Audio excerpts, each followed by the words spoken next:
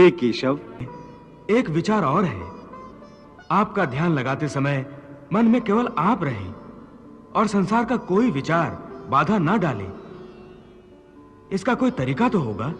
हाँ, एक आसान तरीका तो है, परंतु वो कोई विधि नहीं है, बल्कि एक गुर है, एक योगिक कला है, जिससे ध्यान लगाने में बड़ी सहायता होती है।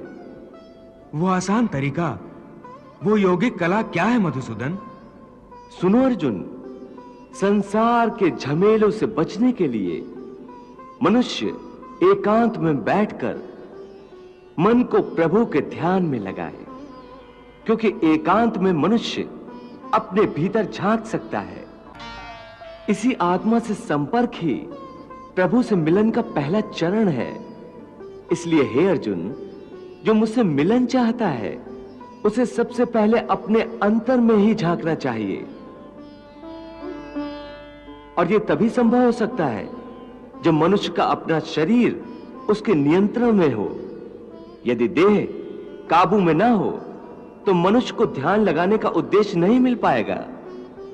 हे अर्जुन, जब तक मनुष्य अपने अंतर की शुद्धि नहीं कर लेता, परमात्मा से ना तो संपर्क कर सकता है और ना ही आत्मा परमात्मा में लीन हो सकती है।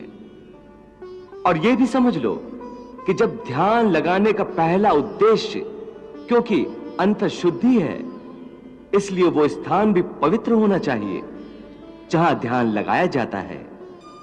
परंतु वो मनुष्य मुझ में ध्यान नहीं लगा सकेगा जिसके जीवन में संतुलन ना हो। ध्यान लगाने में सफलता के लिए मनुष्य को संतुलन का पालन करने वाला होना चाहिए। मेरे भक्त को चाहिए कि वो ना इतना खाए कि यूं लगे जैसे वो केवल खाने के लिए जीता है, ना ही इतना कम खाए कि हड्डियों का ढांचा बन जाए, न इतना सोए कि दिन को भी रात समझे, न इतना कम सोए कि रात को भी रात न समझे।